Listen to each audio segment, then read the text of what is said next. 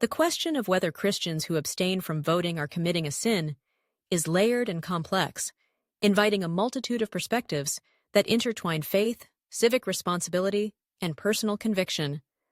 On one hand, many argue that voting is not merely a civic duty, but a moral obligation, particularly for those who profess a faith that emphasizes love for one's neighbor and the pursuit of justice. The scriptures, particularly 1 Timothy 2:1-4, are often cited in this context, urging believers to pray for leaders and to advocate for a peaceful and godly society.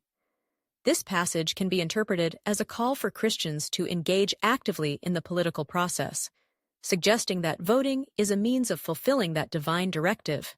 Yet, the Bible does not explicitly command voting, nor does it lay out a clear framework for democratic participation.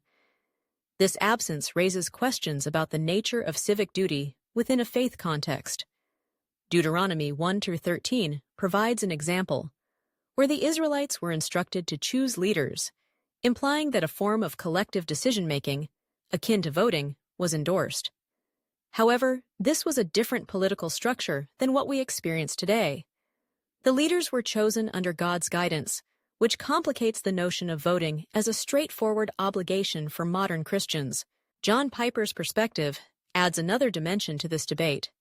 He acknowledges voting as a means of doing good, but refrains from asserting that it is an absolute duty. This viewpoint resonates with many who feel disillusioned by the political landscape, where candidates may not align with biblical values. The sentiment that one should not simply hold their nose and vote when faced with morally compromised candidates is a call to discernment. It invites Christians to evaluate their choices critically, rather than defaulting to party loyalty or societal expectations. The political divide within the church further complicates this discussion. The stark contrasts between predominantly white evangelical churches and minority-led congregations highlight how political identities can shape, and sometimes distort, the expression of faith. Christians may find themselves grappling with the tension between their political affiliations and their commitment to biblical teachings. This dichotomy raises the question of whether aligning with a party's platform is truly reflective of one's faith or merely a cultural alignment. For those who choose not to vote, the implications are equally nuanced. While some may view abstention as a failure to engage in civic duty, others argue it can be a principled stand against a flawed system. If the electoral process seems compromised, or if all candidates represent values that contradict one's faith, abstaining might not be an act of negligence, but a form of conscientious objection. This perspective invites a deeper reflection on the nature of participation in a democratic society and the moral implications of one's choices. Ultimately, the decision to vote or abstain is deeply personal and should be approached with prayerful consideration. It involves weighing the alignment of candidates and parties with biblical principles and one's own convictions.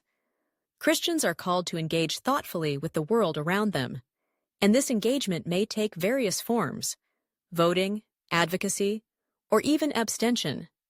The challenge lies in ensuring that whatever choice is made stems from a desire to honor God and serve others, rather than mere obligation or societal pressure.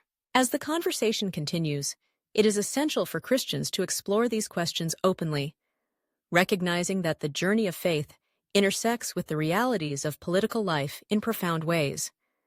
The dialogue around these issues can lead to greater understanding and unity within the church, fostering a community that is not only politically aware, but also deeply committed to living out their faith in all aspects of life.